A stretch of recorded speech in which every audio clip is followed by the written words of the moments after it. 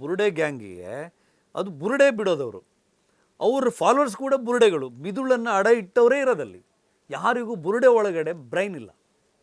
ಬುರುಡೆ ಅಂದರೆ ಏನು ಹೇಳಿ, ಬುರುಡೆಗೆ ಬ್ರೈನ್ ಇರುತ್ತಾ? ಚಾನ್ಸೇ ಇಲ್ಲ, ಬುರುಡೆ ಅಷ್ಟೇ. ಇವರು ಅದೇ ಬುರುಡೆನೇ ಬಿಡ್ತಾ ಇದ್ದಾರೆ. ಈ ಬ್ರೈನ್ ಇಲ್ಲದ ಬುರುಡೆಗಳು ಅದನ್ನು ಫಾಲೋವರ್ಸ್ ಅವರಿಗೆಲ್ಲ.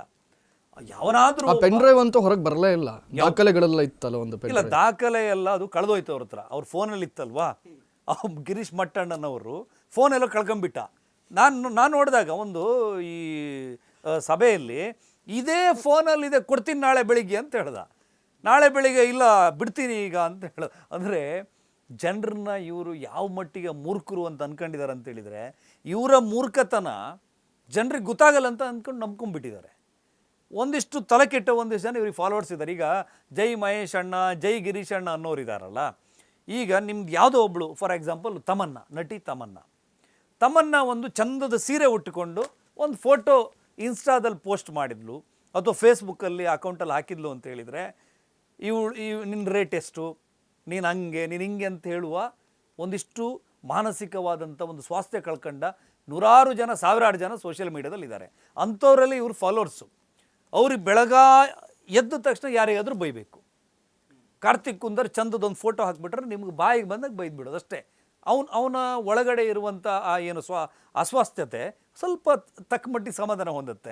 ಅಂಥವ್ರು ಮಾತ್ರ ಇವ್ರಿಗೆ ಫಾಲೋವರ್ಸು. ಒಬ್ಬ ಯೋಗ್ಯ ಅನ್ನೋನು ಯಾರು ಇವ್ರಿಗೆ ಫಾಲೋವರ್ಸ್ ಇಲ್ಲ.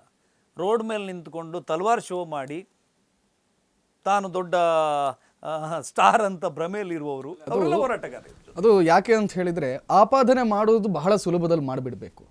ಆಪಾದನೆ ತಪ್ಪು ಅಂತ ಸಾಬೀತು ಪಡಬೇಕಾದ್ರೆ ನಾವು ಊರು ಪೂರ್ತಿ ಓಡಾಡಬೇಕಾಗತ್ತೆ, ಡಾಕ್ಯುಮೆಂಟ್ಸ್ಗಳನ್ನು ಕಲೆಕ್ಟ್ ಮಾಡಬೇಕು. ಇಲ್ಲಪ್ಪ ಅವ್ರು ಹೇಳ್ತಿರೋ ಸುಳ್ಳು ಅಂತ ಸಾಬೀತು ಮಾಡಬೇಕಾದ್ರೆ ನಾವು ಇಲ್ಲ ಒದ್ದಾಡಬೇಕು.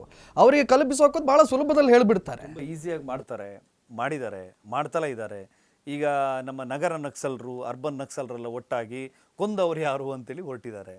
ಡಾಕ್ಯುಮೆಂಟ್ಗಳನ್ನು ಸ್ಟಡಿ ಮಾಡಿ ಯಾರು ಏನಂತ. ಈಗ ಬರೀ ಧರ್ಮಸ್ಥಳದಲ್ಲಿ ಮಾತ್ರ ಸಾವಿಗೀಡಾಗಿರೋದ? ಇಡೀ ರಾಜ್ಯದಲ್ಲಿ, ಇಡೀ ದೇಶದಲ್ಲಿ ಎಲ್ಲ ಕಡೆ ನಮ್ಮದೇ ಆಯಿತು. ಕರಾವಳಿನ ತಗೊಳ್ಳಿ ನೀವು, ಸೌಮ್ಯ, ಸುಚೇತ, ಅಕ್ಷತಾ, ರತ್ನ, ನಂದಿತಾ, ಇವ್ರನ್ನೆಲ್ಲ ತಗೊಳ್ಳಿ. ಕೊಂದವ್ರು ಯಾರು ಅಂತೇಳಿ ಎಲ್ಲೆಲ್ಲ ಮೆರವಣಿಗೆ ಮಾಡಲಿ. ಶಿವಮೊಗ್ಗದಲ್ಲಿ ಹೋಗಿ ನಿಮ್ಮ ಮೆರವಣಿಗೆ ಮಾಡಲಿ, ತೀರ್ಥಹಳ್ಳಿಯಲ್ಲಿ ಮಾಡಲಿ, ಚಾಮರಾಜಪೇಟೆಯಲ್ಲಿ ಮಾಡಲಿ. ಯಾಕೆ ಮಾಡಲ್ಲ?